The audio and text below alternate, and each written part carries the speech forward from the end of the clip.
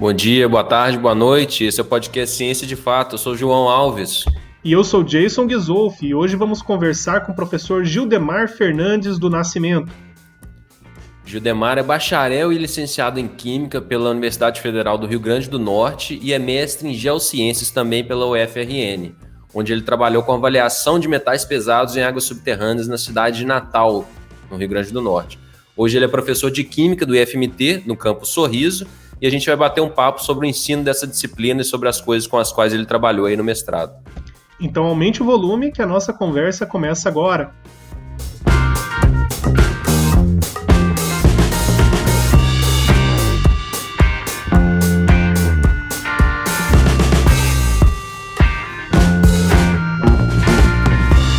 Olá, seja bem-vindo, professor. Seja bem-vindo, professor.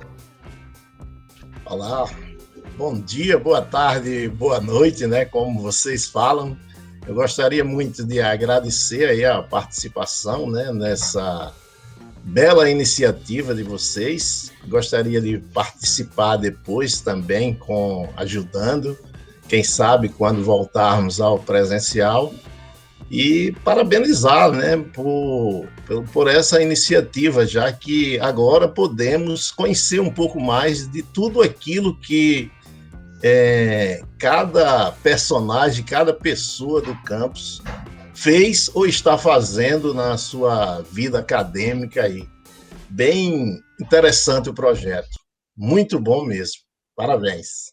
Professor, por que você escolheu seguir essa área de química e como que foi seu histórico acadêmico? Eu morava na cidade de São José do Mipibu, próximo 30 quilômetros de Natal, mas eu queria estar em Natal. E qual era a saída, né? A saída era seguir os passos dos meus irmãos. Era buscar estudar lá em Natal.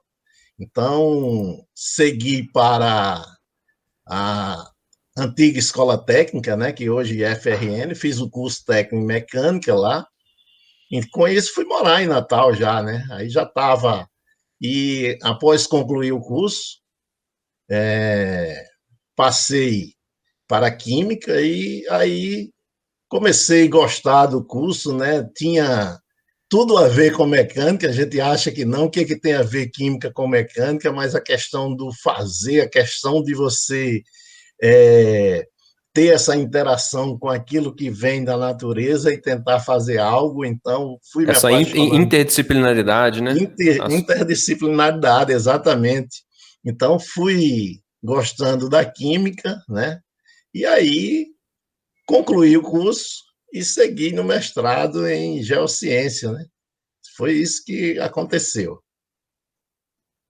Não, bacana, bacana. E já falando do mestrado, a gente viu lá que você trabalhou com detecção de nitritos e nitratos em águas subterrâneas, na cidade de Natal. Então, conta um pouquinho para a gente, porque isso é bem interessante, tem uma aplicação bem interessante aí do estudo da química, né? Conta para a gente um pouquinho como é que foi.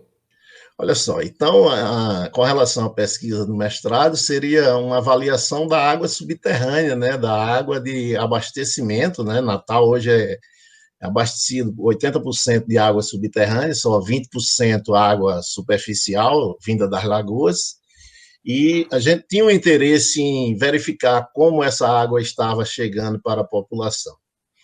E como é que foi feito isso? A gente queria avaliar nitritos e nitratos, né, que é um indicador aí dessa ação de resíduos, né, advindos de fossas sépticas, Só uma e pergunta: nitritos e nitratos são nocivos à saúde, né? nocivos à saúde, causadores aí de câncer, né, em altas concentrações. Né? Se você pegar uma garrafa de água mineral, você vê que tem nitritos e nitratos, mas em baixas concentrações.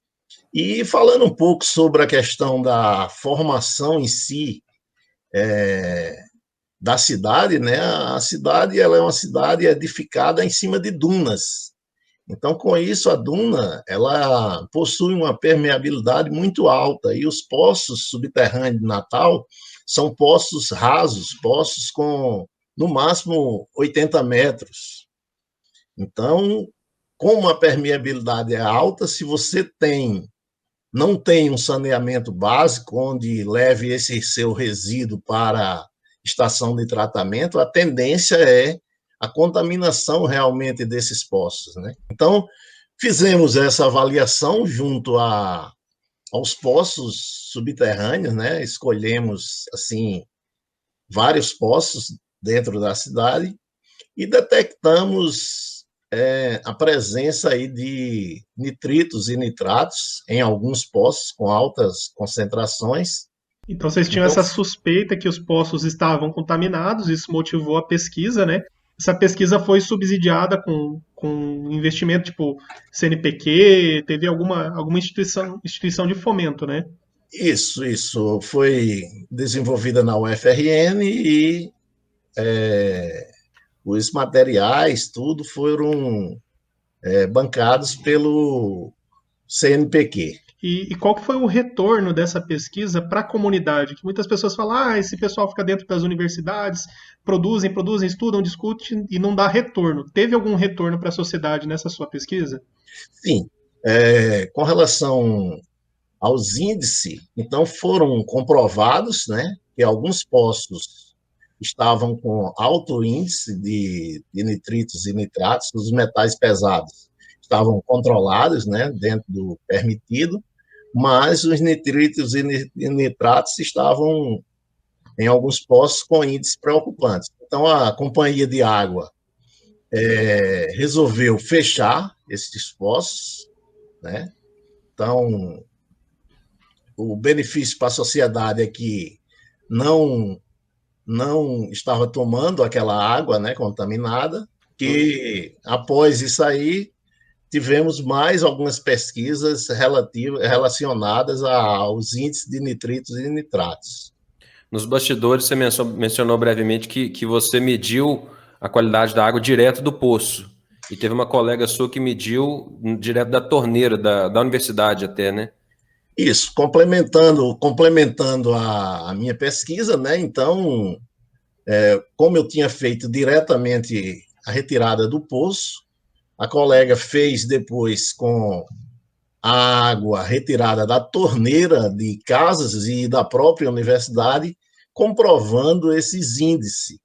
E, com isso, no período, a universidade, inclusive, fechou alguns bebedouros e passou a disponibilizar água mineral para a população, então, para a comunidade acadêmica, né?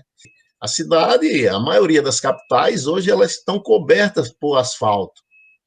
Então, a área de recarga, a área que a chuva serviria como diluição desses índices, estão tomadas por asfalto. Então, não tem, a chuva cai, desce para rios e mares, né? E, no entanto, a população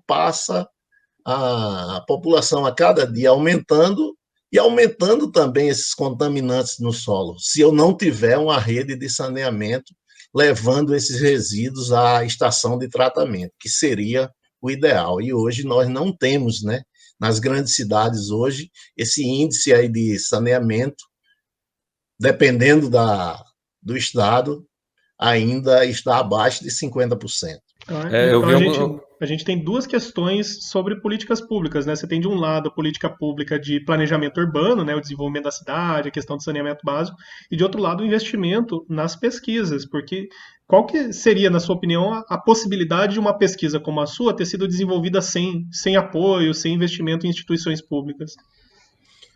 Não teria, né? Porque não é de interesse, né? Não é de interesse, inclusive a companhia não queria que os dados fossem divulgados, mas como tinha sido financiada por uma instituição pública que não tem esse rabo preso aí, então tivemos que divulgar realmente, até mesmo mostrar resultados, né? Mostrar o resultado daquela pesquisa junto à população. A expansão urbana, igual você falou, muito asfalto, isso né, não permite uma revitalização, né, que a chuva revitalize aquele ambiente, aquele lençol freático que tem muita água, que precisa ser renovado, precisa ser diluído, né? Se tiver algum metal pesado, algum nitrito, nitrato, a chuva pode ajudar a diluir aquilo. E se você tem muito asfalto, muita urbanização, sem pensar num plano diretor ou alguma coisa urbanística para evitar esse tipo de coisa, vai continuar acontecendo, né? Exatamente. O que a pesquisa alertou? Que como nós tínhamos alguns poços com esses altos índices, né, altos índices, a tendência natural com o crescimento da cidade turística, todo mundo que vai quer ficar. Então, a tendência natural era você, em curto prazo, ter todos esses poços contaminados, né? A situação Sorriso tem sistema de esgoto e tal, né? Mas tem também a questão da captação, que eu sei é de poços. Se fosse, por exemplo, identificado aqui na região algum tipo de contaminação, seja por defensivo agrícola, seja por nitratos, nitritos, seja por qualquer contaminante, numa determinada profundidade de um poço artesiano, existe a possibilidade de cavar mais fundo? Isso daí poderia se alcançar uma água mais limpa, por assim dizer, ou naquela coluna de solo, o que passou na camada de cima vai chegar na camada de baixo? Com certeza, Dias. O solo ele funciona como uma membrana filtrante, né? Então, se eu tenho poços mais profundos, a qualidade dessa água com certeza será bem melhor. Lá no Rio Grande do Norte nós temos o seguinte: nós temos outra região, que é a região de Mossoró, a região petrolífera, né? Onde nós temos poços com acima de 1.000 metros. Olha a diferença. Natal está com 80, lá nós temos poços acima de 1.000 metros e nós temos, assim, uma água excelente, com outro problema. Lá já é a questão das rochas carbonatadas, né? Voltando aí um pouco para a química, então, o que isso afeta na saúde humana? As rochas carbonatadas, a tendência é você ter alguns problemas de pedra nos rins, né? Que esses carbonatos eles vão junto com a água e causariam aí pedras nos rins, né? Então, lá muita gente toma água mineral também, né? Por conta desse. Para quem está acompanhando a gente, como que funcionaria, né, a disposição dos lençóis freáticos? Porque a concepção que a gente tem como leigo, por exemplo, falar o grande sistema hídrico de tal lugar é um lago subterrâneo gigantesco que vai quilômetros de distância. Funciona assim mesmo na realidade? Ou são algumas bolhas, alguns blocos com água, dependendo da profundidade, com terra entre um e outro? Como que funciona? Olha, nós temos esses os chamados aquíferos, né? Que são grandes bolsões de águas, mas não é uma lagoa, né? Você tem aquela água ali naquela região, como o aquífero Guarani, né? Então, aquilo ali, a água, ela tende a carrear em lençóis, que são chamados, né? E alimentar esses determinados poços. No caso de Natal, o que acontece? Apesar de ser em cima de dunas, aquela água ela fica retida ali no solo, né? Então, a permeabilidade é alta, mas também a recarga também é alta, caso o homem não interfira, né? Mas o homem ele quebra esse ciclo e além de quebrar o ciclo ainda contamina, né? Você joga uma camada asfáltica e faz uma fossa abaixo daquela camada asfáltica. Então você está alimentando com o seu resíduo, com sua urina, com suas fezes, com sua água contaminada. Então o ser humano está literalmente cagando em tudo. Exatamente, exatamente. Então, professor, a gente está chegando no final aqui da nossa conversa. Você tem alguma mensagem final que você gostaria de deixar aí para o pessoal? Agradecer a vocês, agradecer ao Instituto, né, pela oportunidade e falar um pouco sobre a importância, né, da ciência para a comunidade, né? Acho que essa busca pela ciência é muito importante e que nossos alunos, que toda a população que esteja nos ouvindo, busque a ciência para tomar suas decisões, tanto políticos como a população em geral. Seria isso. Muito obrigado pela sua participação, professor. Muito obrigado, professor Judemar, pela participação. O objetivo do nosso podcast é ser um programa rápido para aproximar você do universo da ciência. Quer saber mais sobre o assunto que tratamos aqui hoje? Envie uma mensagem para a gente nas nossas redes sociais, @podcast Ciência de Fato no Instagram e também @podcast Ciência de Fato no Facebook. E se você está nos acompanhando pelo YouTube, escaneie o código aí do lado para se inscrever no podcast e receber no seu celular as notificações sobre os próximos episódios. Nesta primeira temporada, a meta do Ciência de Fato é de um episódio por semana. Nós publicamos toda quinta-feira. Então, até lá!